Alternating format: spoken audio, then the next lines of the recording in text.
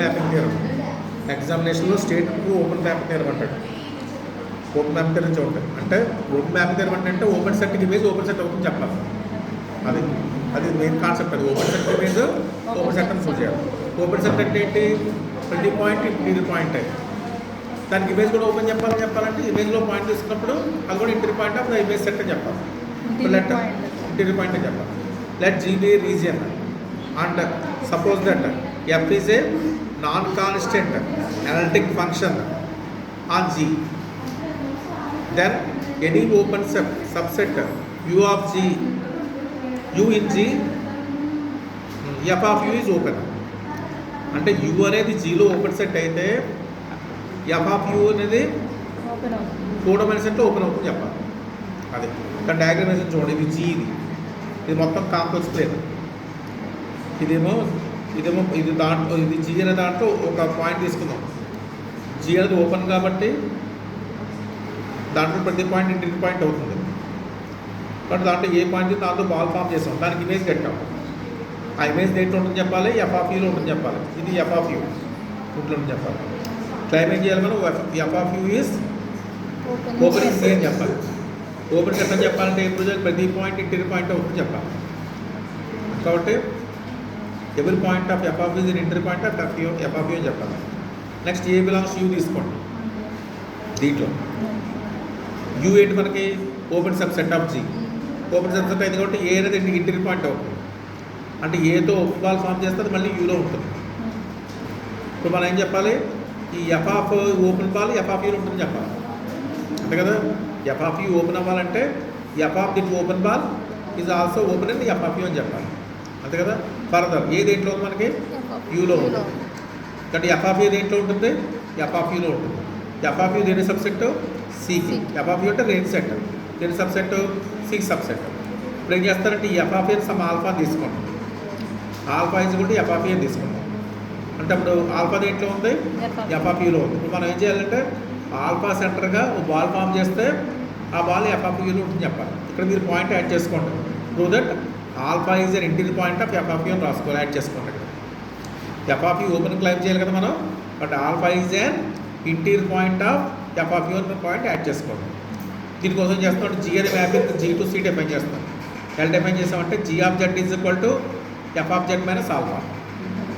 అర్థమైందా? ఇప్పుడు ఆల్ఫా అంటే ఏంటి? మళ్ళీ మనకి వ్యూలు పెట్టే కదా. ఆల్ఫా అంటే దేనికి ఈక్వల్? ఎఫ్ ఆఫ్ ఈకి ఈక్వల్. ఎఫ్ ఆఫ్ ఈని ఆల్ఫాని తీసుకున్నాం కదా, ఇక్కడ రాసాం. జీ ఆఫ్ జెడ్ ఎలా రాస్తున్నాను? F of Z minus alpha అని రాశాను. అంటే ఆల్ఫా అంటే ఏంటి? F of A. ఇప్పుడు జీ ఆఫ్ ఏ క్యాలిక్యులేట్ చేస్తాం అనుకోండి. దీంట్లోనూ F of A minus alpha. Alpha అంటే మరి ఎఫ్ ఆఫ్ ఏ కదా. ఇప్పుడు ఎఫ్ ఆఫ్ ఏ క్యాన్సిల్ అయిపోయింది. ఎఫ్ ఆఫ్ ఏ ఇది ఎఫ్ ఆఫ్ ఏ కదా. ఎఫ్ ఆఫ్ ఏ క్యాన్సిల్ అయిపోయింది. జీరో వచ్చింది. బట్ జీ ఆఫ్ ఏ కూడా జీరో వచ్చింది. అంటే జీ అనే ఫంక్షన్కి ఏది రూట్ అవుతుంది అంటే కదా, రూట్ కదా అంటాం. కాబట్టి రూట్ అనొచ్చు లేదా జీరో అనొచ్చు. రూట్ ఆఫ్ జీరో అంటాం. But a is a root of G అయితే ఈ ఏది ఎన్ టైమ్స్ రిపీట్ అది అన్ టైమ్స్ రిపీట్ అని తీసుకోండి. రూట్ రిపీట్ అవ్వచ్చు కదా. ఇప్పుడు X minus one whole square రాసాం అనుకోండి, 1 అని 2 టైమ్స్ రిపీట్ అయినట్టు రూట్. ఈ X minus one whole cube రాసాం అనుకోండి, 3 టైమ్స్ రిపీట్ అయినట్టు. కాబట్టి let G Z is equal to A is a root of G of order M. అంటే Z is equal to A అనేది ఎమ్ టైమ్స్ రిపీట్ అయింది. అది రాస్తున్నప్పుడు అప్పుడు జీ ఆఫ్ జెడ్ అని రాయొచ్చు మనం. Z minus A whole power M into H of Z అని రాయొచ్చు. అర్థమైందా? అది రాయొచ్చు కదా. ఇప్పుడు X square minus 1 into X plus 1 ఉందనుకోండి, X minus 1 whole square into X plus 1. అప్పుడు ఎక్స్ మైనస్ 1 హోల్ స్క్వేర్ కాబట్టి 1 రూట్ అయింది అక్కడ. ఆ 1ని ఎక్స్ ప్లస్ 1 ప్లేస్ పెడితే జీరో అవ్వదు. అలా రాసుకున్నాను.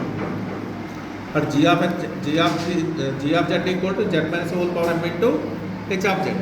ఇక్కడ హెచ్ ఆఫ్ ఏ మాత్రం జీరో అవ్వదు. ఇక్కడ జీరో వస్తుంది, ఇక్కడ జీరో రాదు. టోటల్గా జీరో అయినట్టే. సొల్యూషన్ అయినట్టే. అర్థమైందా? జీ ఆఫ్ ఇప్పుడు 1 అనేది 3 టైమ్స్ ఉందనుకోండి, జీ ఆఫ్ జెడ్ ఎలా రాయొచ్చు మనం?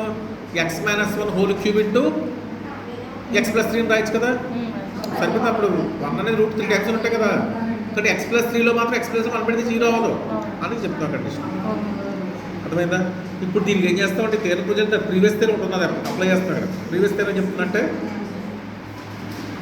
దీని నుంచి దాని there exist epsilon greater than 0 delta greater than 0 such that beta అనేది ఆల్ఫాకి నీరుగా ఉంటే f of Z is equal to beta అని ఈక్వేషన్కి ఎగ్జాక్ట్లీ ఎం రూట్స్ ఉంటాయి. ప్రీవియస్ థియరం ఇది. అక్కడ బై వెల్ నోన్ థియరం అని రాసుకోండి, ఇక్కడ రాయలేదు. By well known theorem there exist epsilon greater than 0 delta greater than 0 beta minus alpha less than delta అంటే బీటా ఆల్ఫాకి నీరుగా ఉంటే f of Z is equal to beta అన్న ఈక్వేషన్కి ఏంటంటే ఎగ్జాక్ట్లీ ఎం రూట్స్ ఉంటాయి. ఎక్కడ ఉంటాయి M roots? B of A comma ఎప్సిలాన్లో ఉంటాయి రూట్స్ అన్ని, అంటే ఓపెన్ బాల్లో ఉంటాయి. ఇప్పుడు మనకి నేను రాసిన చోట బీటా దగ్గర నీరుగా ఉందన్నాను ఆల్ఫా కదా. బట్ ఇప్పుడు ఏం చేస్తారంటే ఆల్ఫా సెంటర్కు బాల్ తీసుకుంటాం. Beta of alpha comma delta. Alpha అంటే ఏంటి? F of A comma delta. ఇప్పుడు ఎఫ్ బయట తీసుకొచ్చేయండి. అప్పుడు దేంట్లో ఉంటుంది ఇది? F of A comma epsilon మోడల్లో ఉంటుంది. F of A comma epsilon already దేంట్లో ఉంది మనకి? బీటా ఏ కామ ఎప్సిలాన్ దేంట్లో యూలో ఉంది. బట్ ఎఫ్ ఆఫ్ అంటాం కాబట్టి ఎఫ్ ఆఫ్ యూలో ఉంది. కాబట్టి ఇక్కడ ఒక బాల్ ఎఫ్ ఆఫ్ యూలో వచ్చింది. ఆల్ఫా అనేది ఎఫ్ ఆఫ్ యూలో తీసుకున్నాం. ఆల్ఫా ఎఫ్ ఆఫ్ యూలో కదా ఉంది ఇక్కడ మనకి. ఆల్ఫా అనేది ఎఫ్ ఆఫ్ యూలో ఉంటే ఆల్ఫా సెంటర్ గాను డెల్టా రేడియస్తో బాల్ ఎఫ్ ఆఫ్ యూలో వచ్చింది. దేర్ఫోర్ ఆల్ఫా అనేది inter point of f of you అయింది. అంటే ఎఫ్ ఆఫ్ యూలో ఓపెన్ అయింది. ఇది పాయింట్ ఇక్కడ బై వెల్